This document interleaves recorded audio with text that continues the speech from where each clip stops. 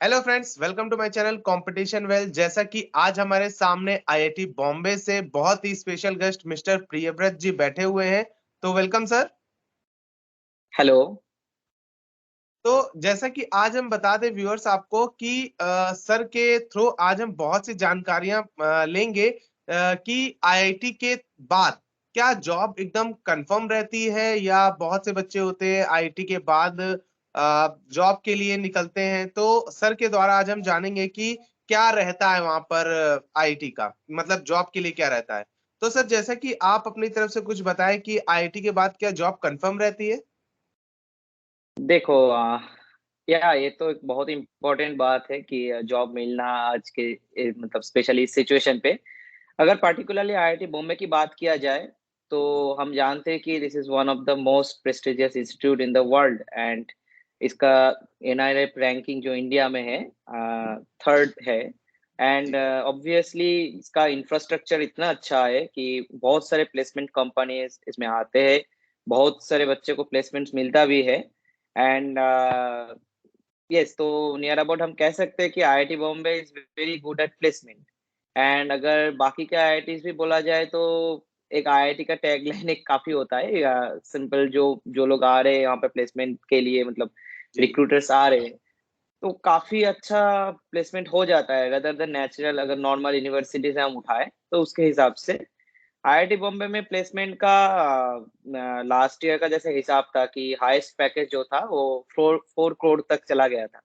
ठीक है, और 1 करोड़ के ऊपर तो 25 के बच्चे हैं, उसके अराउंड ही कुछ उतना बच्चे को मिल गया था। बहुत अच्छा प्लेसमेंट यहाँ पे सिनारियो था, 82% के अराउंड प्लेसमेंट मिला था सबको। एंड तुम्हारा और भी एक चीज डिपेंड करता है कि तुम किस फील्ड में जाना चाहते हो, मतलब तुम्हारा जो स्टडी है, तुम जिस सब्जेक्ट लेके तुम पढ़ रहे हो, तो वो भी डिपेंड करता है। ऑब्वियसली अगर किसी के पास कंप्यूटर साइंस, इलेक्ट्रिकल या आईटी ये सब होगा तो इनके लिए जॉब अपॉर्चुनिटीज बहुत ज्यादा रहेंगे। अगर हमारे पास सपोज मैकेनिकल सिविल है तो इसमें ऑफकोर्स मिलेंगे, पर हाँ उनके हिसाब से थोड़ा सा स्लाइटली एक नेगोशिएशन करना पड़ेगा।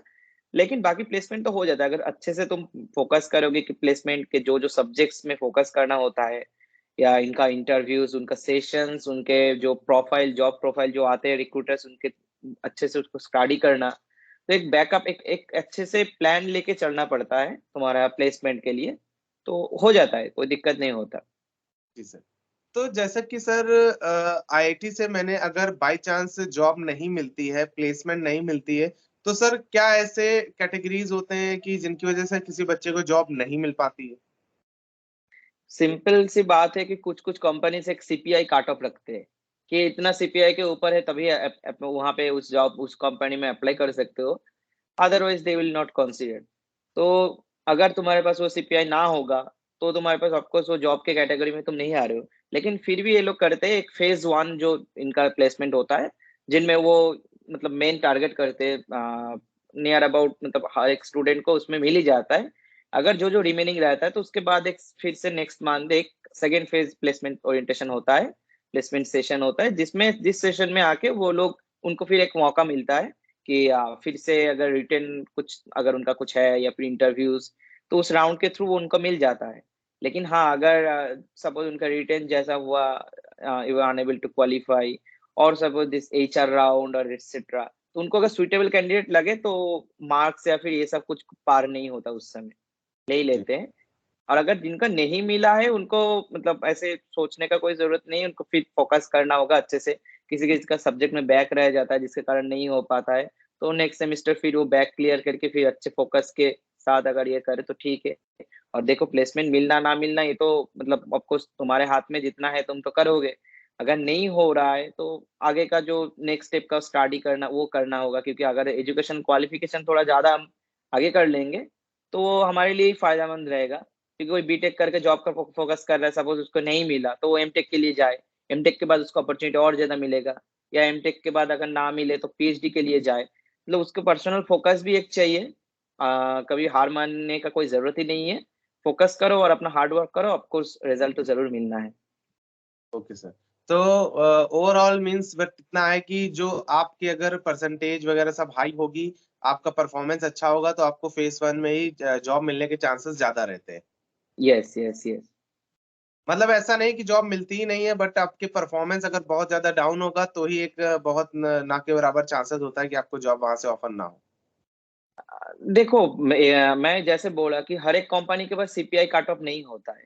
कुछ जी कुछ जी। कंपनी होता है जिनके लिए तो छोड़ दिया, वो हिसाब अलग कर दिया, लेकिन जिसके पास सीपीआई कट ऑफ नहीं है, मतलब तुमको बस एक एग्जाम, उनके कुछ राउंड्स होंगे, सपोज पहले कुछ रिटन एंड कुछ इंटरव्यूज और फिर ग्रुप डिस्कशन, ऐसा कुछ स्टेजेस होते हैं।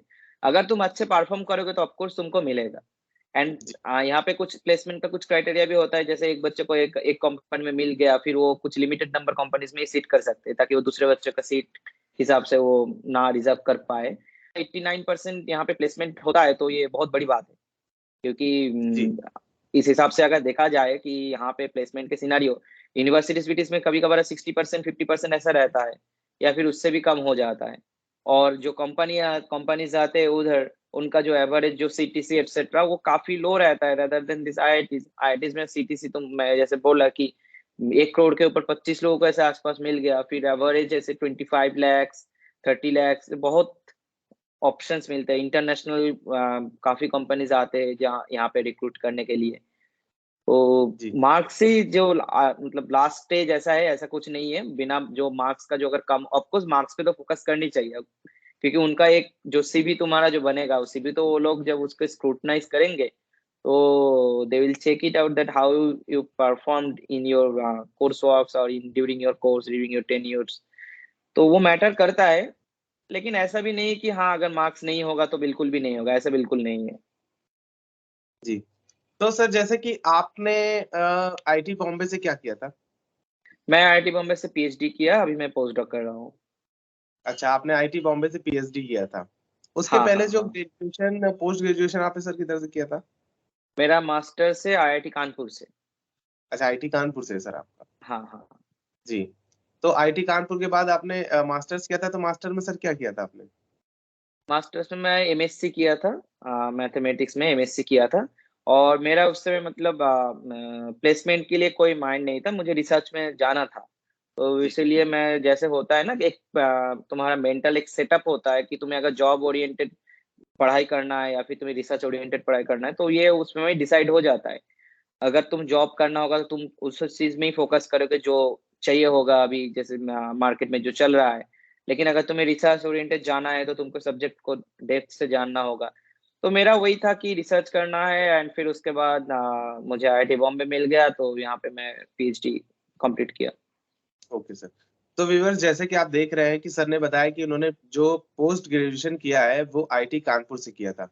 तो जैसे कि अगर आपका भी मन है आपका जॉब के लिए, तो आप नॉर्मली ग्रेजुएशन के बाद भी अगर आईटी से आप कर रहे हैं बीटेक वगैरह, तो जॉब के लिए देख सकते हैं।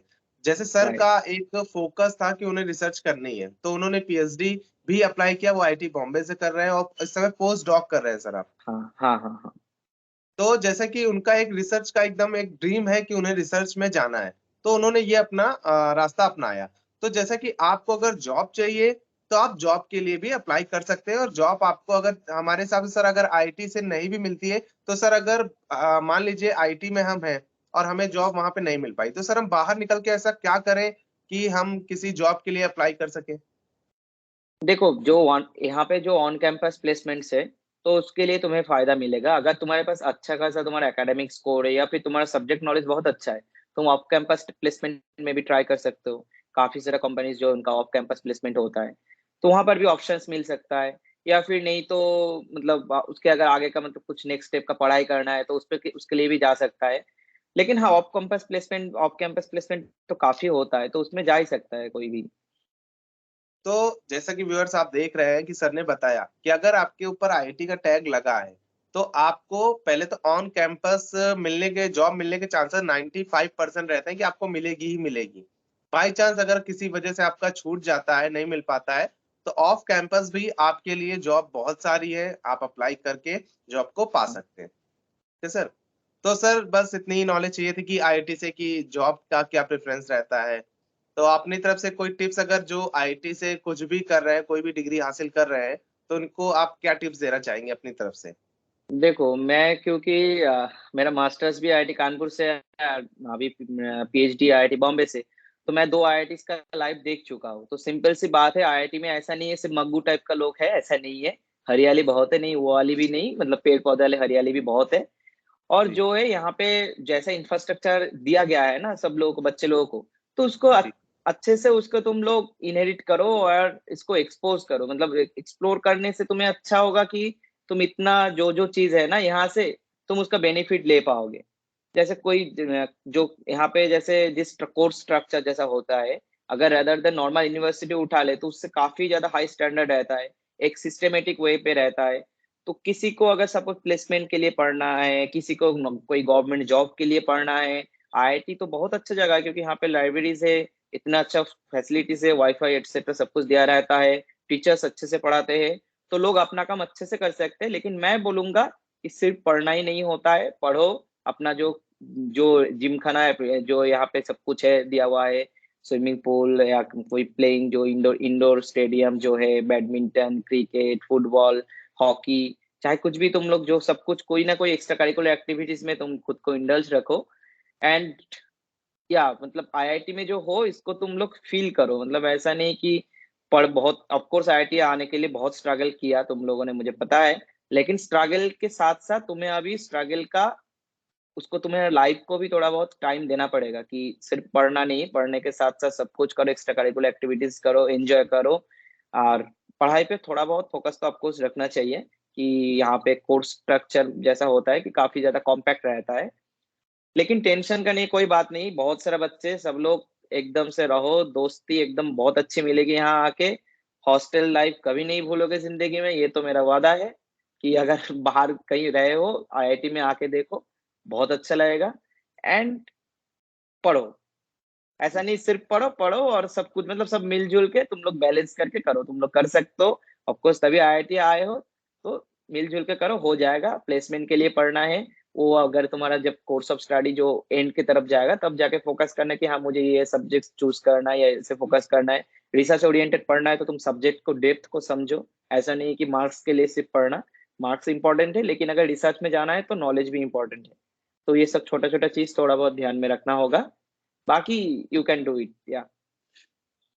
तो जैसा कि व्यूअर्स आपने देखा कि सर ने बताया है कि जैसे सर ने ये बोला कि आपको यहाँ आके हर एक्टिविटी में भाग लेना चाहिए, तो वो सिर्फ इसलिए है क्योंकि सर आप अपने मेंटली प्रेशर आपके ऊपर ज्यादा ना रहे, राइट राइट राइट राइट, क्योंकि उसको प्रेशर डाउन। देखो कभी कभार कोर्स का प्रेशर या कुछ भी एग्जाम्स के प्रेशर काफी रहते हैं, लेकिन अगर खुद को हम इन सब में बिजी रखेंगे तो हम अच्छे से वेल मेंटेन कर पाएंगे सब चीजों को। जी। तो व्यूअर्स हमने सर से जितना भी वो जॉब के लिए प्रेफरेंस होता है, जो भी जानकारियां होती है, सर ने हमें बहुत डीपली तरीके से बताई। उनका बहुत बहुत थैंक यू। वेलकम। और ऐसी वीडियो पाने के लिए हमारे चैनल को लाइक, सब्सक्राइब और शेयर करना ना भूलें। Thank you.